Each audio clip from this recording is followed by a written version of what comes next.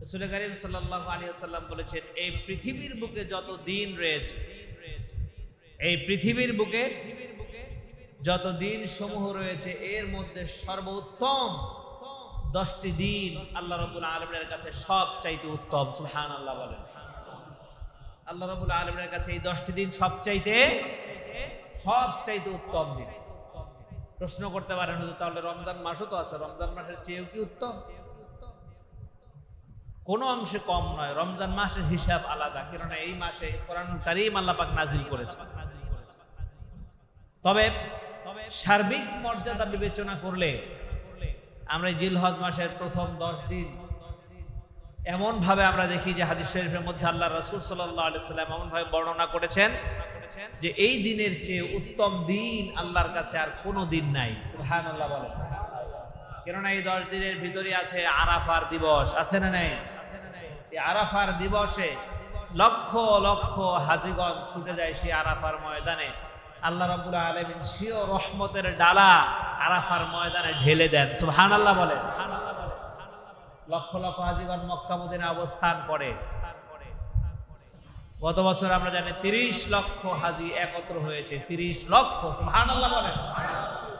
30 লক্ষ কি একজন আর দুইজন? একসাথে যদি 1000 লোক হেঁটে যায়, আমাদের কাছে মনে হয় যে 1 লক্ষ লোক মনে হয় হেঁটে যাচ্ছে, এমনটা মনে হয় না?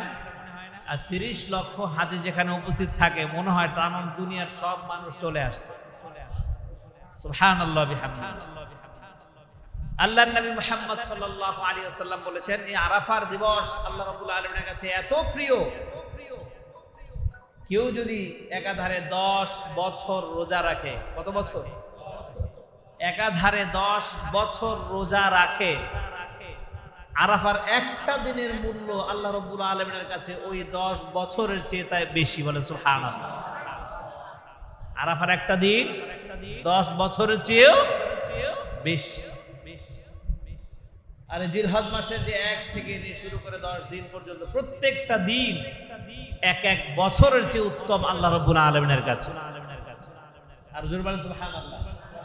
এবং প্রত্যেকটা রাত, হাদিস শরীফের মধ্যে আল্লাহ রাসূল এভাবে বর্ণনা করেছেন যে প্রত্যেকটা রাত সবে কদর সমতুল্য। আর জোরে বলছি সুবহানাল্লাহ। তাহলে এই জিলহজ মাসের প্রথম একটা দিন পেলাম, রমজানের মতো গুরুত্ব দিব আমরা।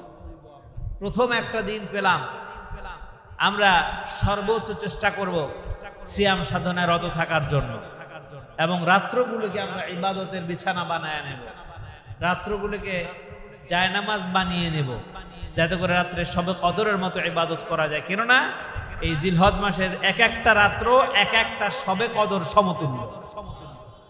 জোরে সুবহানাল্লাহ বলি।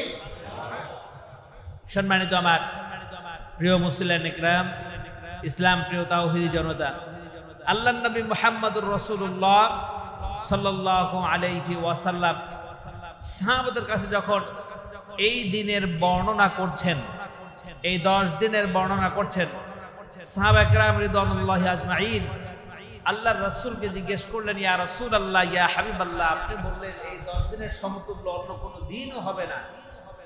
তবে যদি কোনো মুজাহিদ নিজের জান মাল নিয়ে আল্লাহর রাস্তায় চলে গেল, জিহাদে চলে গেল, সে ইন্তেকাল করলো, ইয়া রাসূলুল্লাহ, ইয়া হাবিবাল্লাহ, এই ব্যক্তির যেই দিনটা জিহাদে চলে গেল, এই